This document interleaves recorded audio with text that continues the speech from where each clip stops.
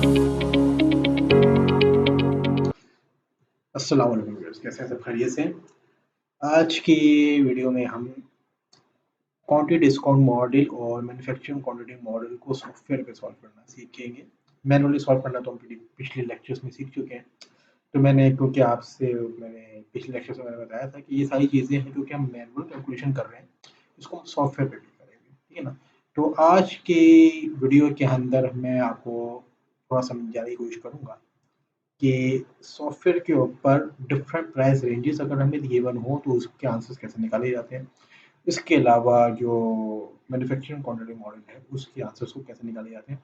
Question वही है, data भी वही ही यूज़ होगा जिसकी हमने मैनुअल कैलकुलेशन की थी, वही ही डेटा को हम यूज़ करेंगे सॉफ्टवेयर के ऊपर ताकि आपका कॉन्सेप्ट क्लियर हो और आप आंसर्स भी मैच कर सकें, ताकि कि हमारे जो मैनुअल डेटा पे मैनुअल कैलकुलेशन के थ्रू जो हमारे आंसर्स आ रहे थे और जो आंसर्स हमारे सॉफ्टवेयर के थ्रू आ रहे हैं, क्या वो मैच हो रहे हैं या नहीं हो रहे, या आप लोगों ने खुद चेक करना है। ठीक है, पिछले लेक्चर्स आपके पास मौजूद हैं, नीचे डिस्क्रिप्शन में लिंक्स भी मौजूद हैं उसके, तो आप जाके उसको रिव्यू भी कर सकते हैं। अगर अगर आपने पिछले वीडियोस नहीं देखी इन्वेंटरी मैनेजमेंट के ऊपर, तो आप पहले उसको रिव्यू करें, क्योंकि डायरेक्ट सॉफ्टवेयर के ऊपर आके मैंने आपको पहले ही बताया था कि डायरेक्ट सॉफ्टवेयर जो रिजल्ट दे रहा है उसकी बेस लाइन नहीं क्लियर होगी जब तक, तो वो रिजल्ट हमें नहीं समझ में आएंगे, ठीक है ना?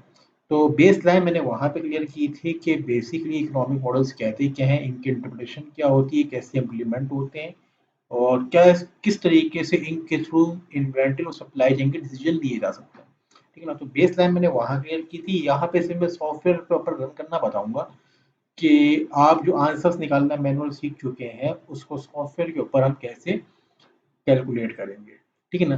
तो आइए जी, अब हम चलते हैं कंप्यूटर की स्क्रीन के ऊपर।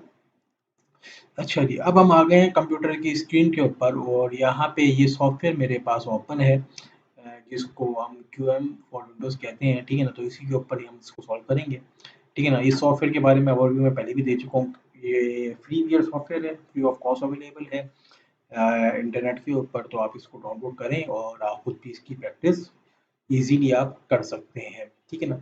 तो ये मेरे पास एक्सेल की शीट है जिसके ऊपर मेरे पास डेटा सेट मौजूद है और डेटा सेट वही है जो उसकी हमने मैनुअल कैलकुलेशन की थी। सेम वही क्वेश्चन दिया हुआ है कि भाई कॉरपोरेशन है वो एक सप्लायर से परचेज करती है क्रिटिकल कंपोनेंट, और सप्लायर ऐसा है जो कि कहता है कि मुझसे अगर लार्ज क्वांटिटी में परचेज करोगे तो मैं आपको डिस्काउंट ऑफर दूंगा, ठीक है ना?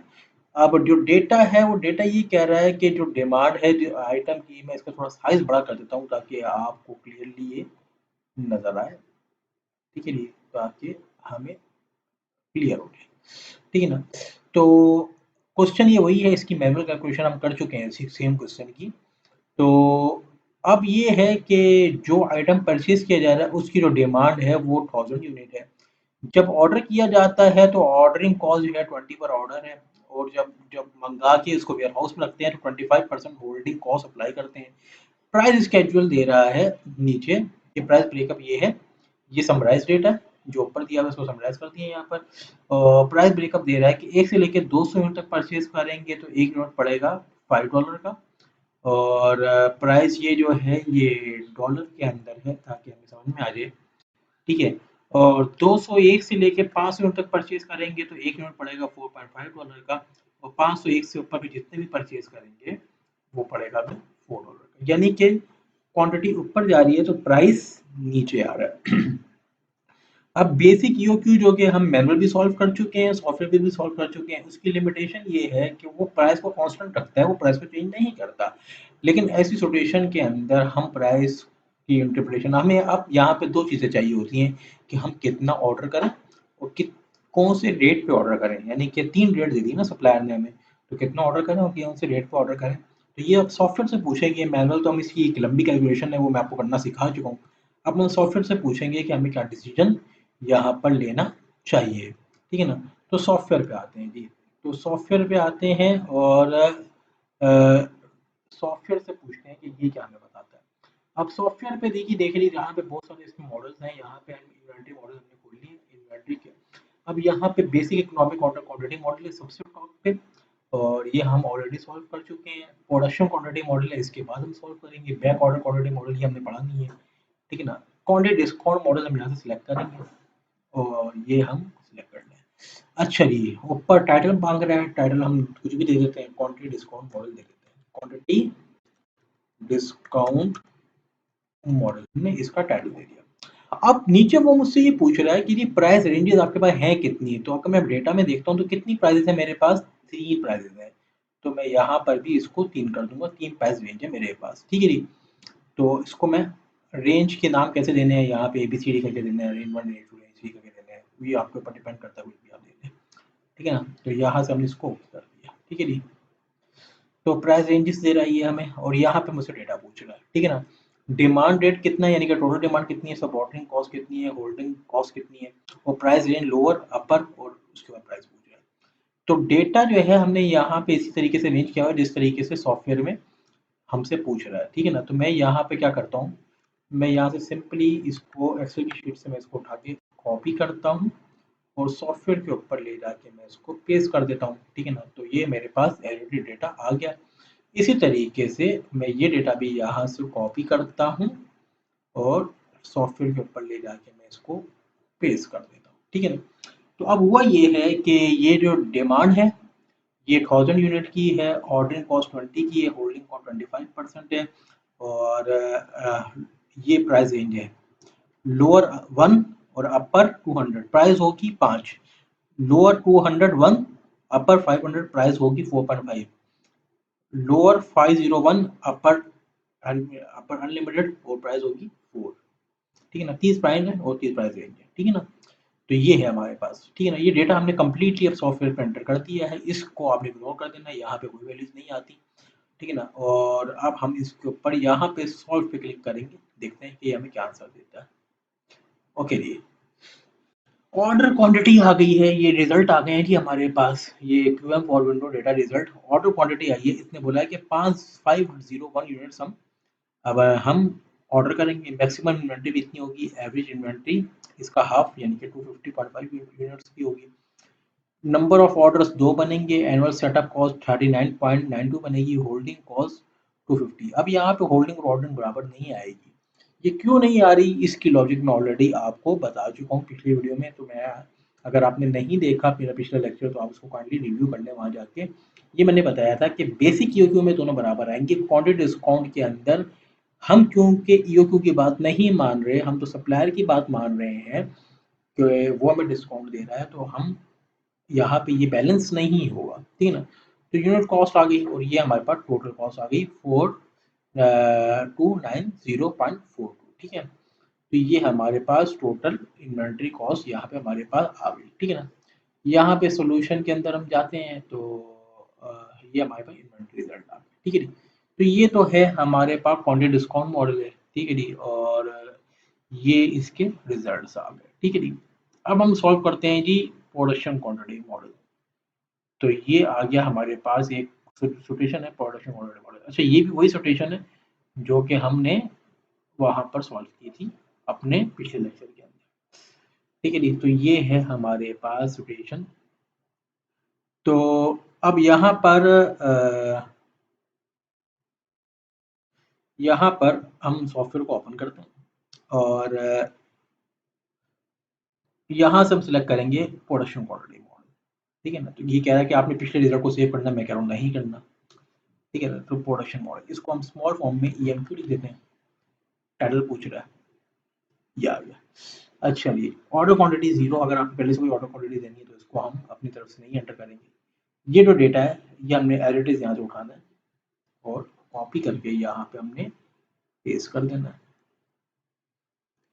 क्वेश्चन वही है जो कि हमने पहले सॉल्व किया हुआ है कि भाई कहता है कि कंपनी जो है एक इसका ही मैं थोड़ा साइज बड़ा कर देता हूँ ताकि आपको क्लियरली ये विजिबल हो जाए,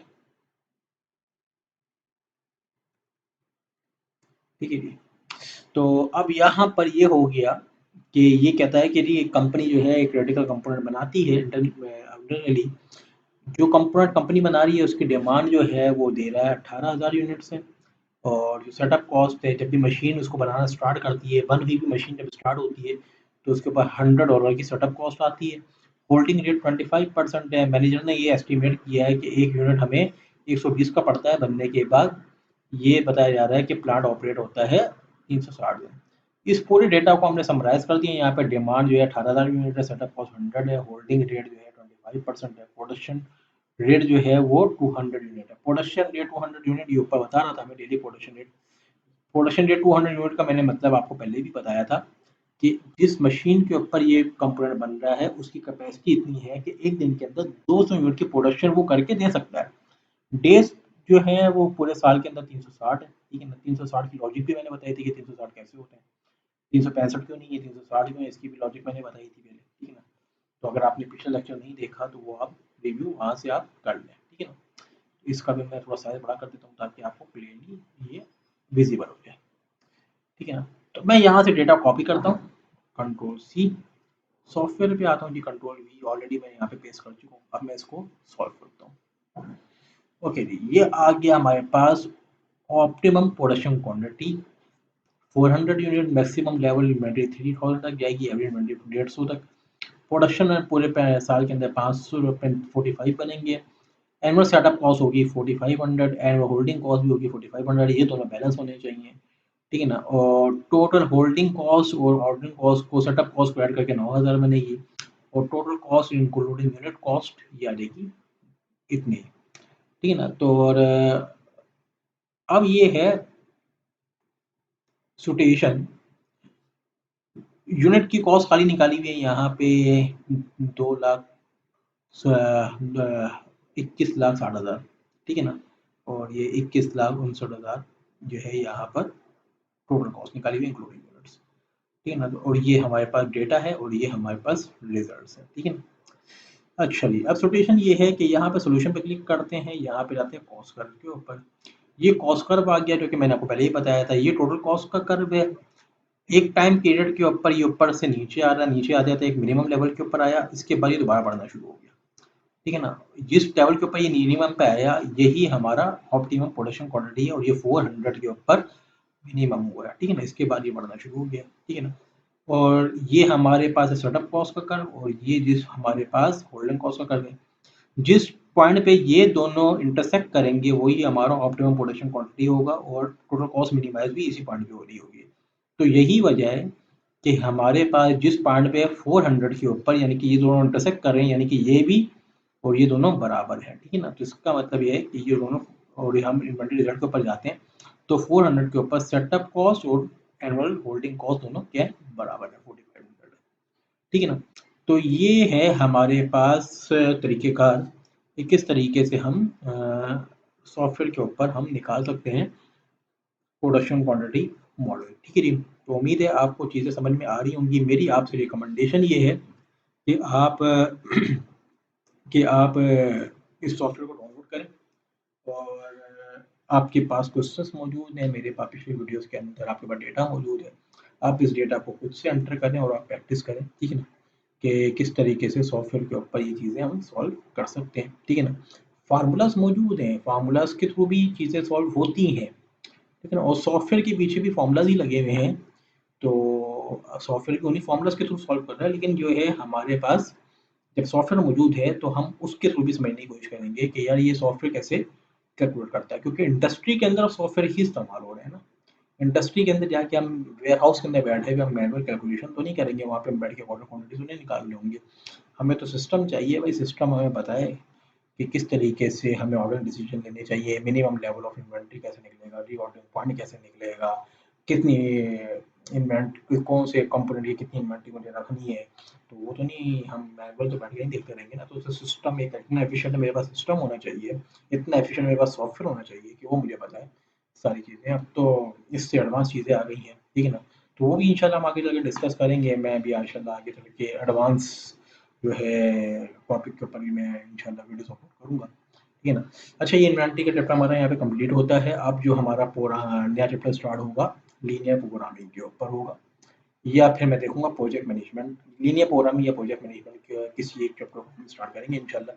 कल से उसकी वीडियो आना इंशाल्लाह स्टार्ट हो जाएंगी। और उम्मीद है आपको जो भी चीज़ें नहीं समझ में आ रही हैं तो आप उसको कमेंट सेक्शन में पूछ सकते हैं, तो मैं उसका इंशाल्लाह एक अलग से वीडियो बना के उसका जवाब भी मैं रिकॉर्ड कर दूँगा, ठीक है? ओके, उम्मीद है चीज़ें आपको अंडरस्टैंड कर रहे होंगे। अल्लाह हाफ़िज़।